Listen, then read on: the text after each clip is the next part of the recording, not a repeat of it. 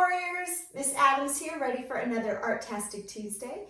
Our second and third grade lesson for this week, we are in the jungle this week, so we are going to do a sloth. Of course, if you are not in second or third grade and you want to do the sloth with us, we would love to have you join. I mean, who doesn't want to draw a sloth? They're so sort of goofy looking, they're so cute. So you are welcome to join no matter what age group you're in. But this is our second and third grade drawing for this week. So a sloth, they are called arboreal animals, which means that they spend most of their time in the trees. So we're going to make our sloth hanging out in the tree, nice and safe up there. If they're up in trees, they're a little bit safer than when they're down on the ground. So we're going to keep them nice and safe up in the tree. So as always, we're going to start right in the middle of his face. This time we're going to start with his nose. And if you'll notice, he's kind of dangling from the tree. And so his face is just a little bit slanted. So kind of keep that in mind.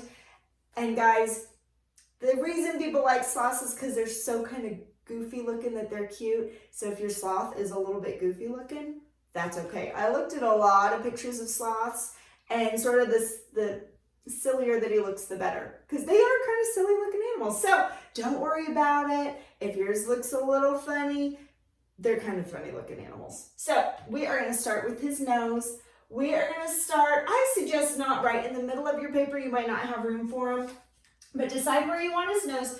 And we're going to make this skinny smush circle, sort of an oval shape. And if you want to make it a little bit slanted, that's fine. Or if you want to make it, however you want is fine. But I'm going to go ahead and make a smush circle for his nose.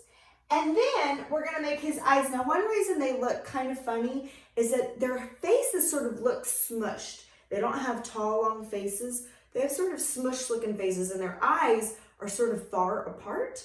So I'm going to look at his nose, and I'm going to go over a little ways and up just a tiny ways. We're not going to go way up. We want to keep his face looking smushed. So I'm going to go over and up just a tiny ways, and I'm just going to draw a circle. So watch. I'm going to go over and up, and I'm going to do a circle.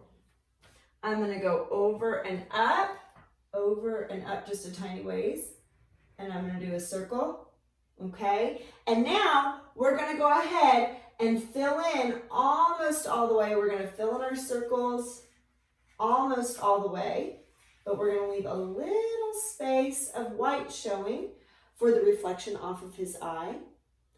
Now, let me see. Oh, I had to make sure that I was on the ball there. Now we are going to go ahead and do the outline of his face. So underneath his nose, first of all, we're going to add his little smile. That's another reason people think that sloths are so cute. They kind of always look like they're smiling, just the way that their mouth is shaped and the patterning around it with the fur. So they kind of always look smiley. So we're going to go ahead and make just a little bit of a smile face under his nose. And it's pretty close to his nose. It's not way down here, pretty close to his nose. I'm going to add a little smile face. And you can even, a lot of times they have darker fur markings around for their muzzle where their nose and their mouth are. So if you want to make a darker fur marking and you just kind of make it kind of curve out and back up and touch, that is fine. Then we'll make the outline of his face. And again, we don't want like a perfect circle. It's sort of a smushed circle to keep his head and his face sort of looking smushed. So above his eyes, I'm just going to go ahead and make a circle that sort of outlines what we already have. And they almost always have these dark patternings, almost like a mask around each eye. So coming in from the side, I can just make a dark patterning. Maybe it sort of slants down, or maybe it just curves over, however you want. We're just going to sort of outline the eye and bring it back, okay? Oh, and a lot of times they have a dark mark on top of their head from like the top of his head coming down. So if you want to add that dark marking kind of coming down, you sure can. It's up to you. Now, we're going to go ahead and show the sloth's neck. Something cool that I read that I had no idea about, they have extra vertebrae, extra little bones in their neck, and so they can turn their neck almost 360 degrees around. They turn their neck way farther than what we do. They can turn it way farther. Sort of like when you think of owls can do that. So we're going to go ahead and show his neck. No, he doesn't have like a long giraffe neck. We're going to not make it super long, but we are going to make this curve line for his neck. So starting on the side of his face, I'm going to go ahead and make a curved line. And then we're going to make his arm coming up. Now, sloths have kind of long arms. So we want to show it's not going to be a super short line. We're going to make it definitely come over his head. Look where that line stops. It's definitely above his head. And he's grasping the tree. So if you imagine like this is the tree, my arm is the tree, his arm is sort of grasping it like this. And so you don't see his foot. So you're just going to curve it up and his foot kind of disappears around that tree. So I'm going to start not at this line, but a little ways down. And I'm going to curve it up. And it's definitely going to be above his head to show his long arm. And then we're going to show some fur texture. We've talked about texture a lot. If you do a smooth line the whole way down, his arm's going to look very smooth like paper, and sloths are definitely not smooth. They've got really long fur. Oh, and another thing that I read, algae can actually grow on their fur, and it's really good camouflage. So if he's up in the tree and a jaguar is walking by, hopefully the jaguar won't see him. And people say they move so slow that algae can grow on them. So we're going to go ahead though, and we're going to draw that rough, bumpy texture for his fur. So I'm going to start up here, and it's just going to sort of start to get real rough and bumpy and not perfect, kind of rough, bumpy lines down. And watch, guys, I'm going to make it come down, and it's going to get wider as it goes down. So it starts at a point, and then it slowly starts to get wider and wider, and then it stops, okay? Then we're gonna see just a little bit of his belly. We don't see too much of his belly because his body's kind of all curled up, but we're gonna see just a little bit of his belly, and it's gonna come up, and it's gonna curve for his leg. Now look, his leg is gonna be just a little bit shorter than his arm because the tree branch is sort of slanted. So we're gonna make the leg just a little bit shorter than his arm. So watch, I'm gonna start at this line, I'm gonna stop, jump over, and I'm gonna curve it up, and it's gonna be just a little bit shorter than what we already have. I'm gonna stop it a little short. And now we're gonna add some more of that rough, bumpy texture for his leg. And again, starts out real skinny, and we're just gonna make it in and out, nice and rough and bumpy, and the less perfect it is, the better, because their fur can grow very long and very shaggy. He's definitely not going to the barber shop to get his hair cut. Very shaggy and long. We're gonna stop it a little bit below his arm. And then we're just gonna connect. We're just gonna go ahead and make it a little bit smoother to add some difference. We're gonna make it a little bit smoother, and it's gonna come up and touch his neck. So let's go ahead though, before we do, let's make a neckline, just so we know exactly where we're going. So I'm just gonna make a little bit of a neckline, and now for his back, we're just gonna go ahead and add a curved line to make it touch. Excellent. So we don't see too much of the other side of his body. We're gonna draw the tree branch first, and then we're gonna draw the body, just what you can kind of see on the other side of the tree branch. So we will definitely add his very sharp claws in just a minute, but first we're gonna add the tree branch. So from this point right here, I'm gonna go ahead and make a line for the tree, nice, rough and bumpy for that tree texture. I'm gonna make a rough, bumpy line kind of slanted all the way off my paper, and it's just gonna disappear. Then I'm gonna stop and jump over. Now watch, this is important. I want you to make this rough, bumpy line touching that point of his other leg. So make sure it touches the point. Then I'm gonna stop and jump over all the way off my page. Now for the tree, I suggest you don't make it super wide, okay? So you want to see some space between his belly and the tree branch. So we're just going to start on this side, and I'm going to decide how wide I want it, and I'm going to make it rough, bumpy tree, stopping and jumping over. Now watch, you might come across, yours might touch the head. That's fine, it can. Just stop it and jumping over the head. Yours might not touch the head, and that's fine too. You just do it however you need to do it. If you need to jump over, great, jump over. And one thing you could do, friends, is you could even make it start to get really wide through here so you can show part of the tree branch branching out. It's up to you. So maybe I want to do that, and I'm going to make it wider. And if you do that, And then you come in here with a nice rough bumpy sort of V right in between. Let's go ahead and finish up what we can see of the sloth on the other side, and then we'll add the tree details and jungle details, okay? First, very important, he has got claws hanging over, and they can be 4 inches long. So we're gonna go ahead and make the claws really grasp, and they're excellent for grasping. They're not so much for fighting, I read. They don't use them like for self-defense. They are just to really grab on to the tree branches and stay put. So we're gonna draw those claws nice and long, because like I said, they can get long. Right here next to the point, very close to the point, we're gonna go ahead and make a curved line down, pretty long, back up and touch, curved line down, back up and touch. So that's really all you see of his arm, except for if you look at where you started this, this first claw right by his arm.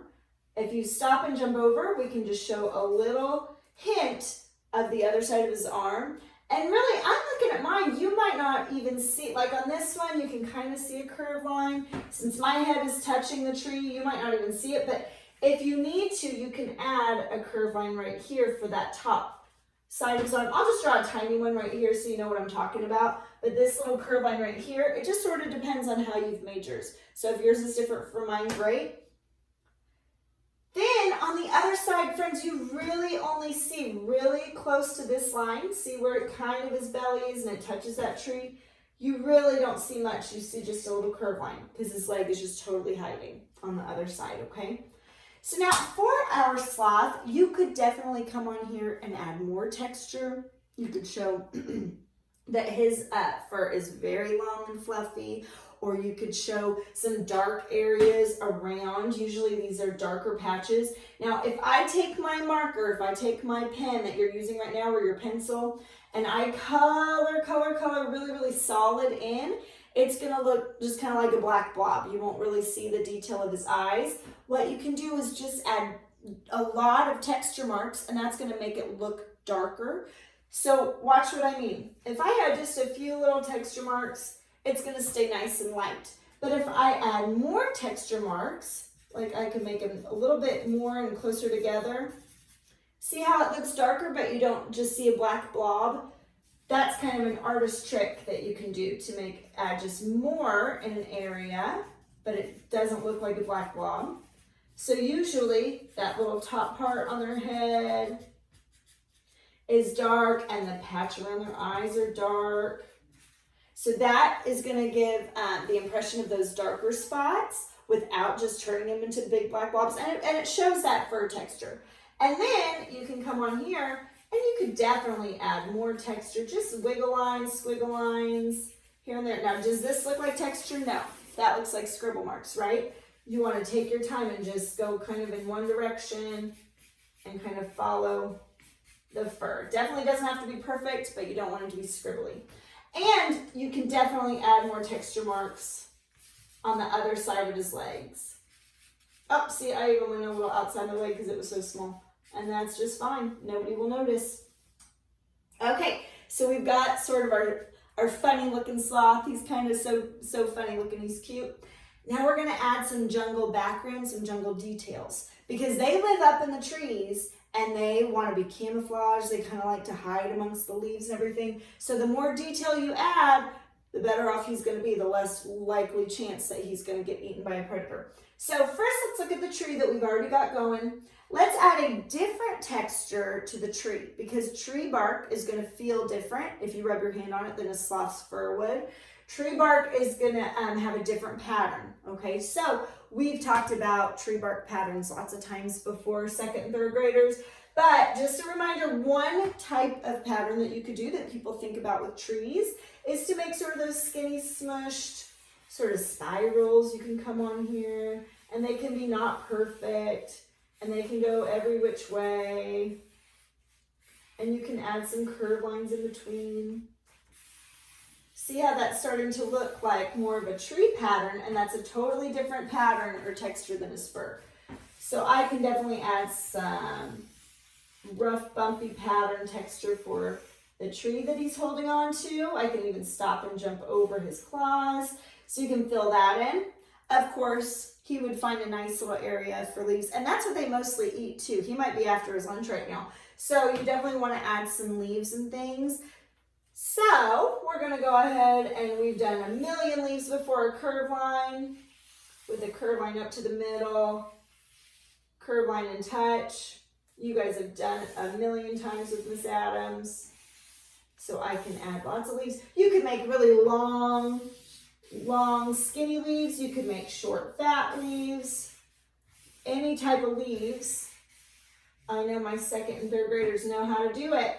You could definitely add little clumps of leaves, stopping and jumping over. Add as many leaves as you want. Get them nice and camouflaged and give him lots of lunch. He's probably hungry.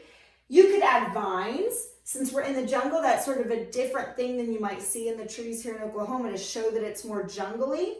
You could add vines hanging down. So I could even have a vine hanging down from my tree, and look, remember these? We're just gonna stop and jump over. And they just kind of wiggle, they kind of curve down and come back up. And then skinny next to it, curve it down, keeping it skinny all the way, and make it touch. I could have vines, sort of overlapping each other, which means I could show some behind. So watch, I could make like another vine hanging down, and look, I could stop, jump over. You could even just have it going right off the page. I'm sort of running out of room, so I'm just gonna make mine go right off the page. So you can just sort of make them sort of woven together, and that makes it very realistic. You could have little flowers. I mean, this is the jungle. You could have little flowers coming off, and you guys all have drawn flowers before. You could have little flowers coming off. Just make it up. I mean, this is the jungle. Who knows what could be growing, right? I could have, another jungle flower. It sort of looks like a bell. You can make a little curve line, and you make a tall, skinny, sort of a rainbow shape. And then make a little wiggle line all the way around and touching. Then from the very middle, from the top of that wiggle line that you just started, I can just make a couple curved lines with little dots on the end. You could definitely add those sort of jungle flowers. You could have plants coming up from the bottom, some nice tall, like the tips of really tall plants that are growing that you just barely see from the bottom. It is totally up to you, but I want you to really think about filling in your space, because when you think of a jungle, it's very dense. You don't see much sky. Like, probably, friends, don't draw this. You probably wouldn't see a little sun peeking out. I wouldn't draw a little sun peeking out because it's so dense and it's so thick, you don't really see much sky. I want you to really think about filling in your space with leaves and flowers and vines and anything else that you want, okay? So this is our drawing for this week. I hope that you guys are safe and well. Oh, I sure miss you. I love you, and I will see you next week for Artastic Tuesday, okay?